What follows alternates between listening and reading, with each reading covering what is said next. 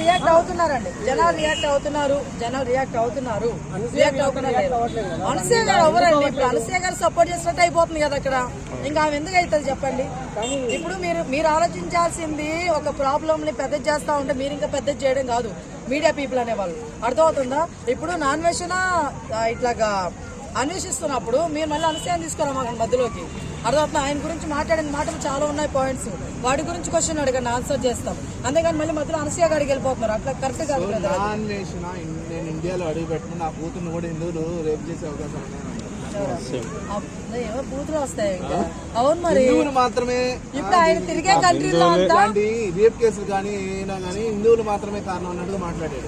దాని గురించి నేనంటే చెప్పబోతున్నాను ఏంటంటే, ఇప్పుడు ఆయన తిరిగే కంట్రీల్లో పర్లేదు మామ అనుకుని వెళ్ళిపోయి కల్చరు.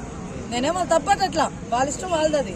మన కంట్రీ మన ఇండియా కంట్రీ అట్లా కాదు, చెప్పు తెగిపోద్ది ఎవడైనా అట్లా చేయాలంటే. అర్థమవుతుందా? అలాంటి కంట్రీలో ఆయన పంపిపోతే ఆయన కర్మ అది. అర్థమవుతుందా? ఇక్కడేమో అందరు రేపులు చేసుకుంటూ కూర్చోవాలా, వరుస మాట్లాడుతూ. అన్వేషణ లాంటి వాళ్ళు ఉన్నారు కాబట్టి ఇలాంటి రేపులు జరుగుతున్నాయి. బేసిక్ గా వాడి వల్ల జరుగుతున్నాయి. ఎందుకంటే పోయి నేను అమ్మాయిని అయిపోయి కొన్ని మాటలు మాట్లాడలేకపోతున్నా బ్రదర్. నా ప్లేస్ ఒక అబ్బాయిని బాగుండేదేమో అనిపించింది. వీడియోల్లో వాడు చూపించేవి ఏంటి అమ్మాయిల్ని మీరు చెప్పండి? ఆ గలీజ్ నా కొడుకు వాళ్ళ కూతుర్ని ఇక్కడ పంపిస్తే రేపు జరుగుతున్నప్పుడు డాష్ గాడు మరి అక్కడ ఏం పీ చూపిస్తున్నాడు మనందరికి? కూతురు దృష్టిలో పెట్టుకున్నాడు. ఎవరైనా ఆడపిల్లని అలా చూపిస్తాడా? చూపించాను కదా. మరి దాని గురించి ఏం మాట్లాడతారు? అర్థమవుతుందా? వాడుకు ఫాల్తూ సేదం అని చెప్పి నేను దీప్తి సునైనప్పుడు చెప్పిన, నన్ను దొబ్బినారు. ఈ రోజు మన వాళ్ళందరూ కళ్ళు తెచ్చుకున్నారు. సరే మొత్తానికి కళ్ళు తెచ్చుకున్నారు. మన వాళ్ళు పాపం ఏంటంటే జాలు ఎక్కువ మన ఇండియా వాళ్ళు కదా ప్రాబ్లం. ఇప్పుడు వాడు క్షమాపణ అడిగాడని కానీ మీరు క్షమించారా?